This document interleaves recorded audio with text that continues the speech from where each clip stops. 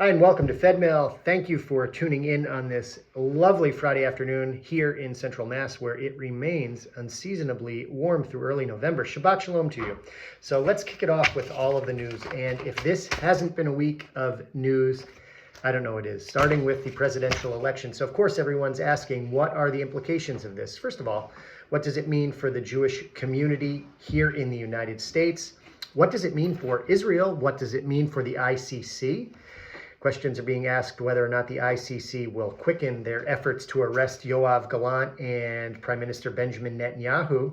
And that goes back to statements made in May. And I remember that the ICC issued these statements or warnings or directives that they would be issuing arrest warrants, because I was in Israel at the time picking oranges on the Gaza border, and I could hear tank shells being fired. And I remember hearing that Gallant, Netanyahu, along with 3 Hamas leaders, were all going to be arrested by the ICC. Now, those 3 Hamas leaders have since been eliminated. So where does this leave Netanyahu? Where does this leave Gallant? Where does this leave the ICC? And you'll also note that Yoav Gallant has been sacked by Prime Minister Netanyahu. Gallant was, of course, the defense minister in Israel. He's now been replaced by Israel Katz.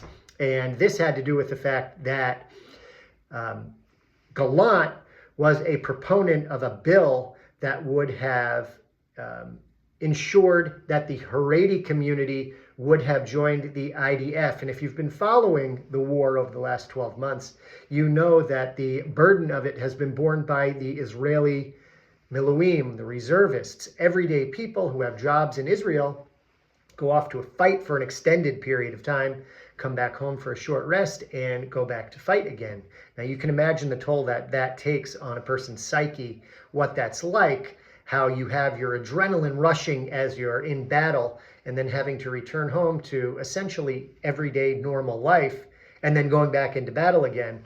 Well, this is both difficult for the people who have to do that, but also very, very hard on the economy. And if you'll also know, as you'll also note, the Israeli economy has taken a very severe, great hit over the last 12 months. So this is big news.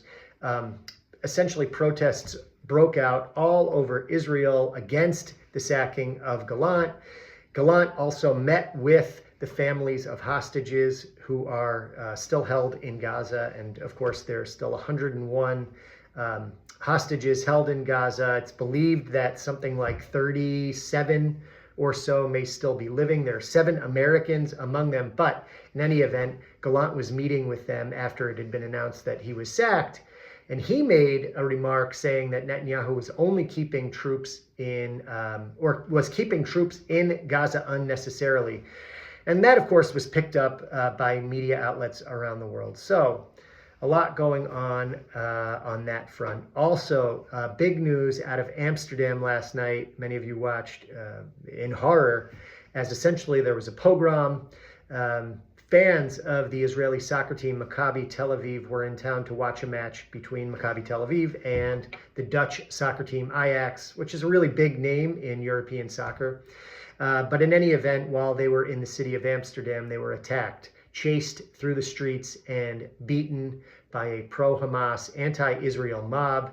At one point, it got so bad that Israel had announced that it would be sending planes to go rescue these Israelis. I think ultimately that was called off, but a statement made by the Dutch king today was that the country had failed the Jewish people. And of course, this is noteworthy because it happened on the eve of the anniversary of Kristallnacht, which was a night in 1938, November 9th to be precise, in 1938, when mobs ransacked synagogues, Jewish businesses across Germany and Nazi-occupied Austria. Jewish men were rounded up in the tens of thousands and sent to concentration camps. And historians will note that this was the physical beginning of the Holocaust. Kristallnacht is noted as the physical beginning of the Holocaust. So it's noteworthy that this happened last night on November 8th.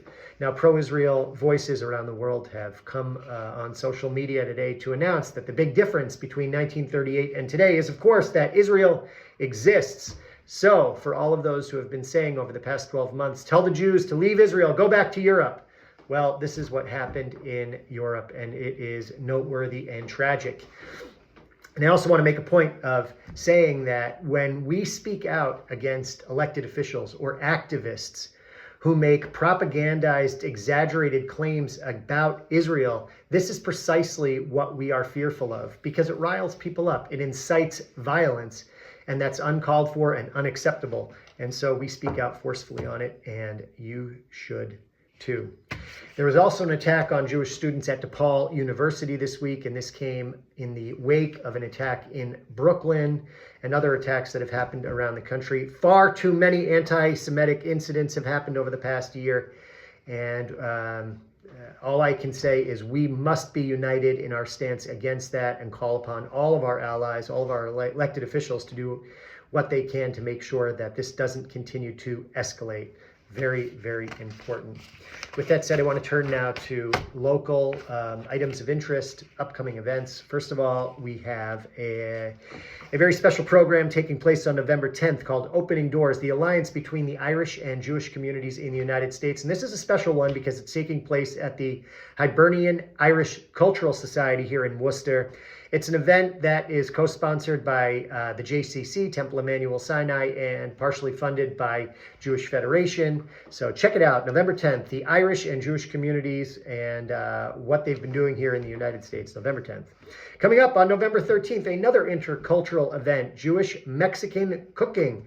It's a JCC program, but this one is taking place in Westboro at Congregation B'nai Shalom, November 13th. Coming up on November 16th, big night, biggest of all, Torathon, Night of Jewish Learning, November 16th, 6:30 p.m. at Beth Israel. We want to see you there. And the good news is we are only asking for a suggested donation to attend. It's $18 we're suggesting. If you want to give more, fabulous, because it'll help offset the cost of the program. But we want to make sure anyone can attend this, and we hope to see you there. So again, November 16th, Torathon, that evening at Beth Israel. And the following day, great news, you can show up at the JCC to do all of your Hanukkah holiday craft vendor fair taking place. You can do all of your shopping for gifts, and the proceeds to that benefit PJ Library, which, of course, as you know, is a great program that sends Jewish-themed books to several hundred children in our community, about 500 in fact, which is incredible. So make sure you join us for that, November 17th. And last but not least, big news.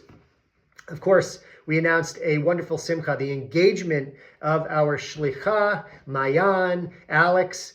Proposed to her. Alex and Mayan are here in our community doing an amazing job.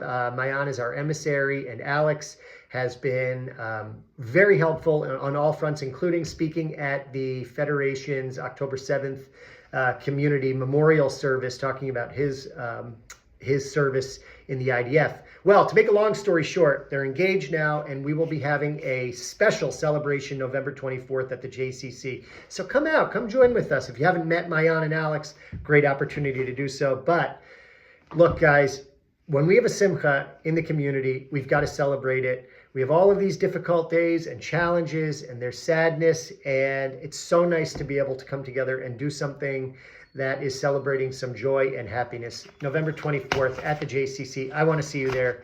And of course, Shabbat Shalom to you. So be well, stay safe, pray for peace, prosperity, unity, and hope to see you here next week. Shabbat Shalom. Bye-bye.